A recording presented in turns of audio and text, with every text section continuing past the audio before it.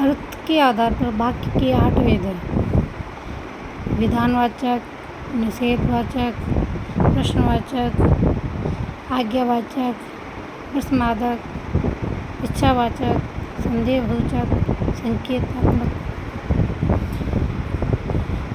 विधानवाचक वाक्य जिस वाक्य में किसी काम या बात का होना पाया जाता है वह विधानवाचक वाक्य कहलाता है। जैसे मैं खाता हूँ, काम का होना। शगुन मेरी सहेली है, बात का होना। दूसरा है निषेधात्मक वाक्य जिस वाक्य में किसी बात के न होने या काम के अभाव या नहीं होने का वो हुआ निषेधात्मक वाक्य कहलाता है। सड़क पर मत भागो, अनुज घर पर नहीं है। प्रश्नवाचक वाक्य प्रश्न का बोध कराने वाला वाक्य जिस वाक्य प्रयोग प्रश्न पूछने में किया जाए उसे प्रश्नार्थक वाक्य कहते हैं। आप कहाँ जा रहे हो?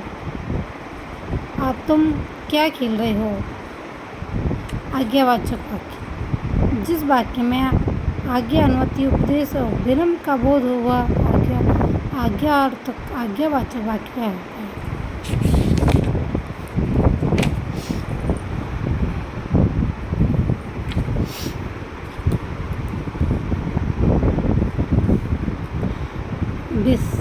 विसम्मादिक बोधक वाक्य जिस वाक्य में हर्ष, शोक, घृणा व विस्मय आदि का भाव प्रकट है वह विस्मयात्मक वाक्य कहलाता है। अरे यह क्या हो गया? वाह कितना सुंदर दृश्य है।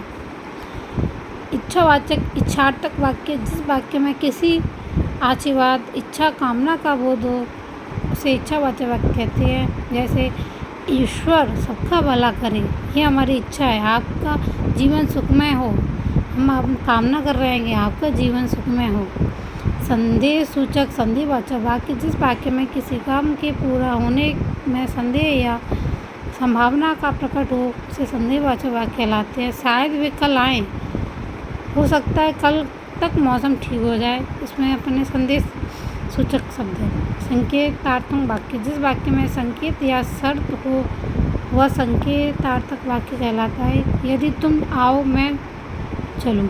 वर्षा ना होती तो फल सूखी जाती, वर्षा ना होती तो शायद फसल सूख जाती। यदि तुम जाओगे तो मैं चलूँगा, अगर तुम आओगे तो मैं ही चलूँगी, नहीं तो मैं नहीं जाऊँगा। इसमें 2 अर्थ भी निकलते हैं। रचना के आधार पर वाक्य के भेद। रचना के आधार पर वाक्य के 3 भेद हैं: सरल वाक्य, पृच्छक वाक्य, संयुक्त वाक्य।